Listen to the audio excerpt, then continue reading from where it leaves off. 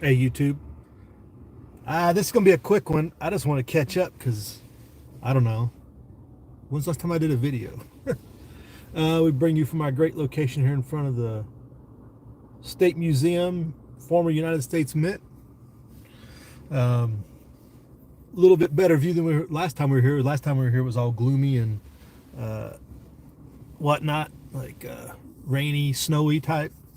Um, Speaking of rain and snow, it got a little chillier. It's still a little chilly. It's jacket weather for sure. Just a little bit of snow here in town this past weekend. Checking in on the weather report, like I don't know if my garden's gonna that what I know the radishes look good, and I got some. I just don't know if the watermelons develop, and that's what I'm really worried about. I think everything else I planted will be fine because it's not sprouted yet. It didn't get below freezing, but it was cold enough to snow here in town. But it melted as soon as pretty quickly. Um, but that's that kind of update. So we're crossing our fingers. I should have employed the dad on YouTube method of the mini greenhouses with the cups, which I have done with smaller seedlings before, but I was otherwise occupied this weekend and just didn't get out there to get any work done this weekend. So that's the garden status. We're crossing our fingers and maybe see what is this. 2 weeks from now, we'll be really putting in the heavy stuff that we don't have, so we can stop worrying about frost and stuff in 2 weeks. So that's where we are with that. Um, but the more just a update side of it, there seems to be a great disturbance in the YouTube force in YouTube land. A lot of videos of angst and disconcernment. It's like relax, people. um, I don't know. It is some of the people you listen to that don't usually express emotion necessarily seem to be a little more uptight. I would, to put it, lack of another way to put it. It may just be their way of getting a response from their audience. Maybe it's the call to action, and just using that emotion to get the call to action going. Maybe that's what it is. Hey, what's up, Diorce? How you doing? How's things? Are you still in Colorado? Diorce out there saving lives, getting on the news and stuff. Good to see you. I hope you're doing well. Um, but hopefully, people are taking action as needed in your local area.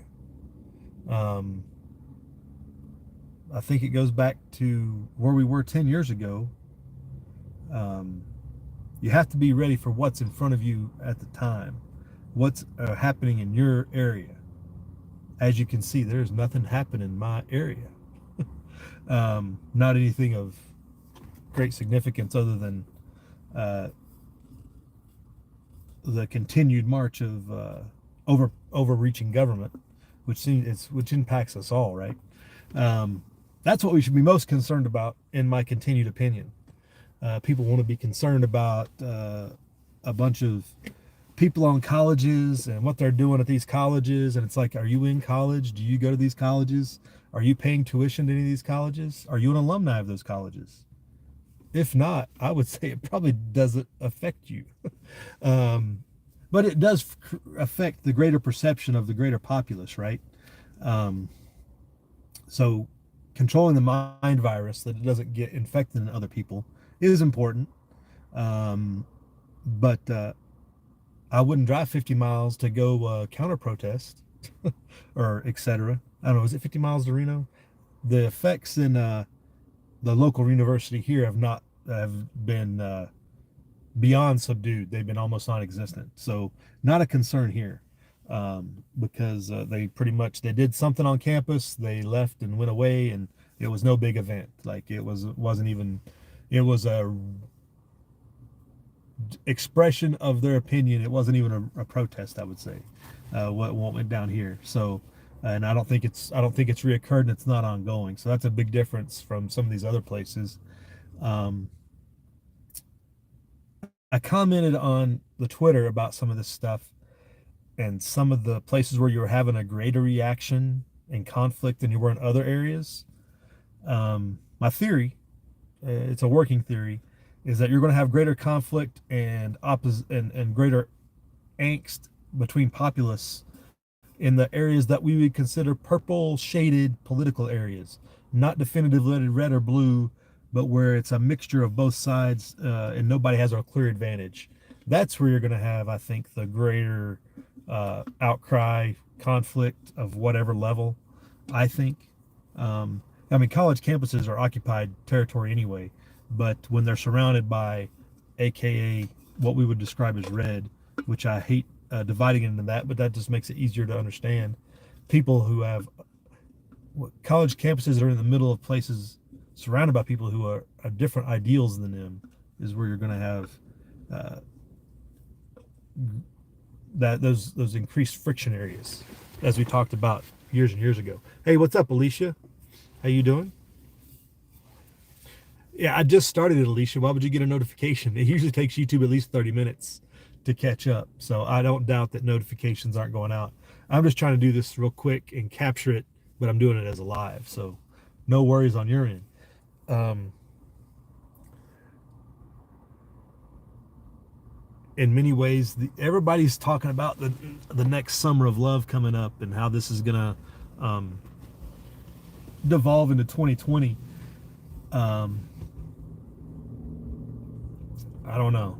And really, if you're not in one of those places, you got to be worried about other things. Um, if you're not one of those places that absolutely had chaos in 2020, you're probably safe in 2024. You got other things to worry about. You got other things to do. Um, the Prepared Homestead did a video, a good one yesterday, about reminding people you have to do all the things.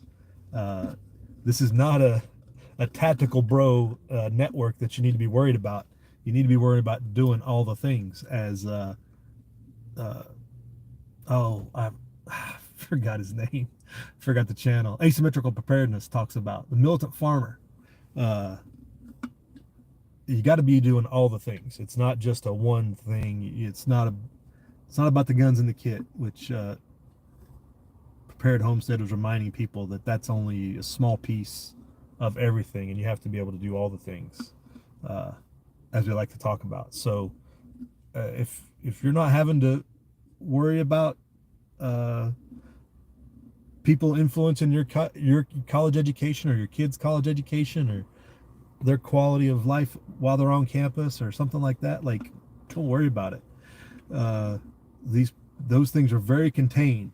They're already in their contained environment on a college campus. If they want to preach to the choir, let them.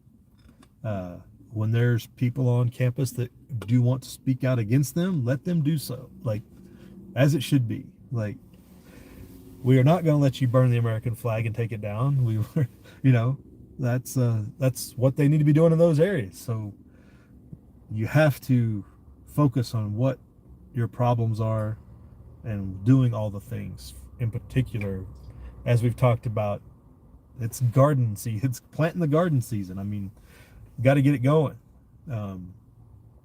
Sitting around watching campus protest videos is not helping your food supply at all. Being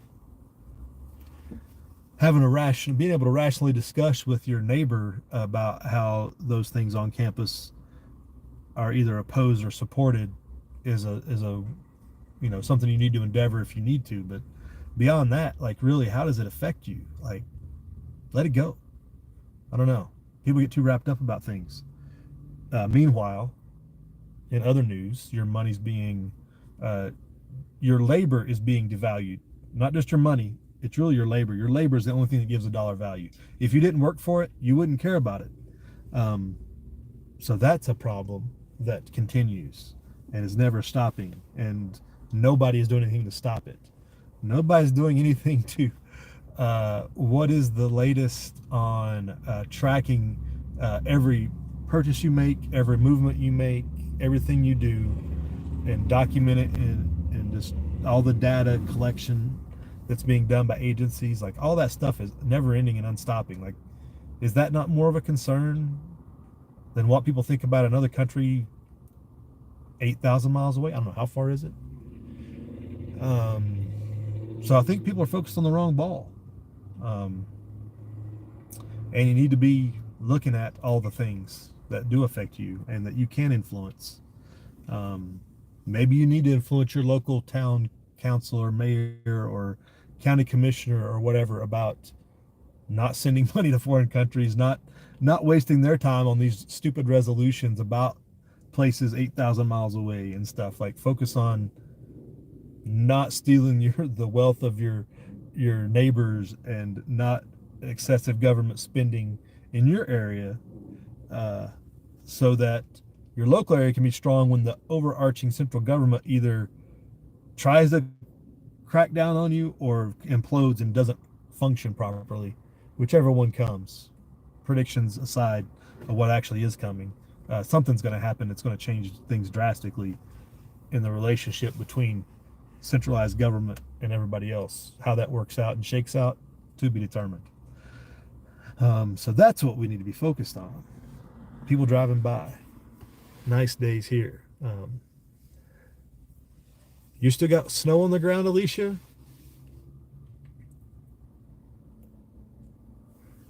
Okay, Dior. I didn't know you were in Texas. Well, that's Texas. Okay.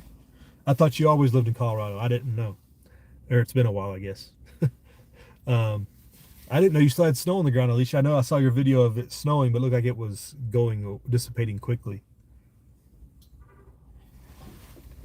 But yeah, getting all the things in place that are needed to reinforce your local community 10 times more important than about anything you see on the news.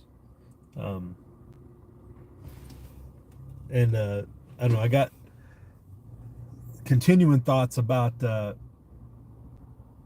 spending money and how we have to move away from the dollar and you get that local trade going, but nobody wants to participate. Everybody wants to continue to love on the dollar. It's not so much they love it; they just don't know anything different. Um, it's like, this is what we have. This is what we're going to work with, because everybody knows, and I think everybody's scared to death. They know, just know that you know. The dollar goes, like, everything in your life is drastically changed, and there is no doubt about that. But is the continuing progression of the devaluation of the dollar and the control of central banks more important? Uh, and you're going to rely on that? Who was it on the Twitter? Somebody had commented about Jerome Powell's last statements about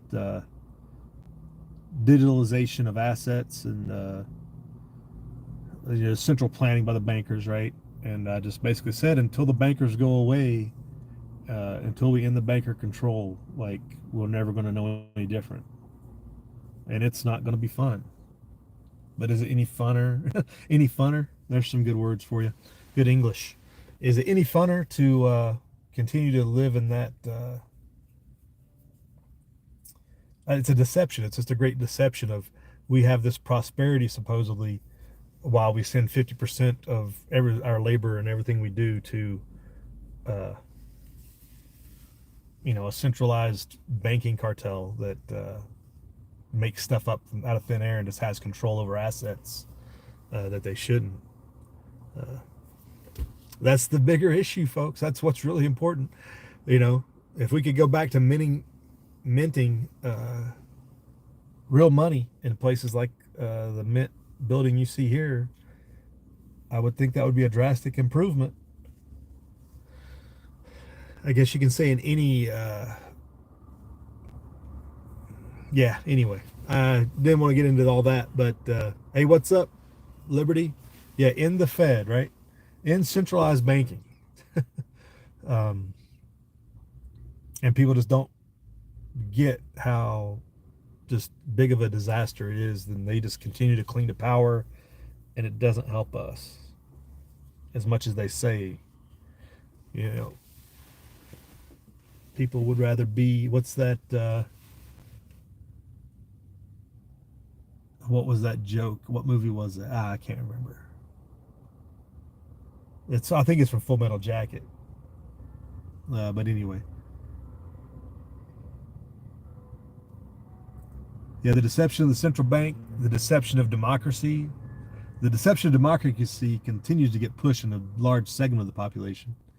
Um, I would say most of the people who identify as red team still think democracy's what we are. They don't even differentiate between republic and democracy because our education system, where all these people are supposedly protesting, is the ones that propagate the lie.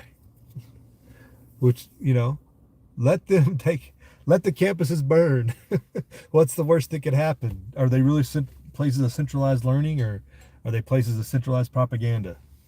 I'll let you have that. Hey, what's up? First shot. What the founding fathers would think of the state of our country? Yes, things would be very different if they were in charge in particular. But also they'd probably give us a few ideas of how to rally the cause that we probably just aren't thinking about, or are just too conditioned to not consider. They had a propensity to be able to rebel against the system, and they'd give us the confidence to go do it. That's the bigger thing.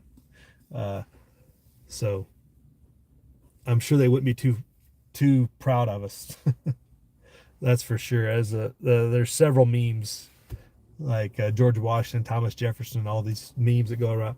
Like, me and the homies would have been stacking bodies by now, or something like that. Like, they come back from time, and George Washington's like, "Why aren't people swinging from light posts again? I don't get it."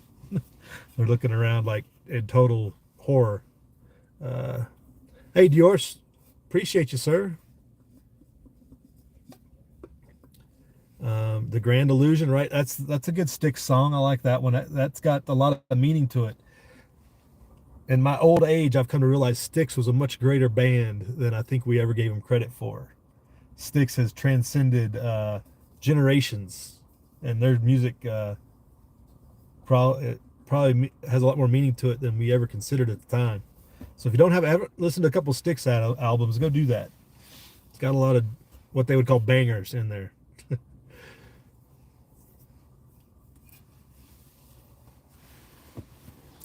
All right, folks, I'm gonna have to cut it out. It is a Tuesday. We got to do all the things and go do the things. So appreciate y'all checking in. Just thoughts to consider there on the, getting everything done. Don't be too distracted by things outside of your control or your influence, or things that don't really affect you other than opinions. Don't get wrapped up in them. Don't be emotional about it. All right. But y'all be good. Appreciate the check in. Prep hard. Live free.